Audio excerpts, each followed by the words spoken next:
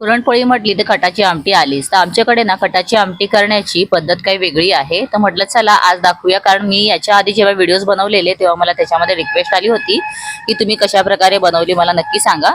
तर म्हटलं की चला आज दाखवूया. तर इथे मी डाळ जी शिजवून घेतली ना, त्याच्यानंतर चांगली डाळ शिजल्यानंतर सगळं पाणी काढून घेतलं आणि निथळायला साईडला ठेवलं.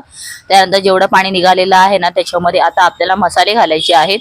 तर एका टोपामध्ये मी मीठ घातलं, हळद थोडीशी घातली आणि त्याच्यानंतर लाल तिखट वगैरे जे आहे ना ते सगळं मी घातलेलं आहे GW खामकरांचा, आणि त्याच्यामुळे ना खमंग खूपच छान येतो. म्हणजे बेडगी मसाला घातला आणि त्यानंतर जिरे आणि धण्याची पूड घातली आणि आता चिंच भिजत घातली होती गरम पाण्यामध्ये. तर चिंच सुद्धा चांगली मी त्याच्यामध्ये एकदम त्याचा रस जास्तीत जास्त घातला, म्हणजे थोडा आंबटपणा आला ना की खाण्यास खूप छान वाटते.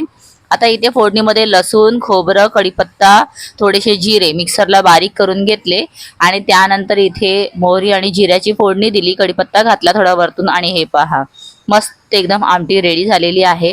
तर अशा प्रकारे कटाची आमटी तुम्ही करता का मला कमेंट करून नक्की सांगा आणि हा व्हिडिओ आवडला तर लाईक करा.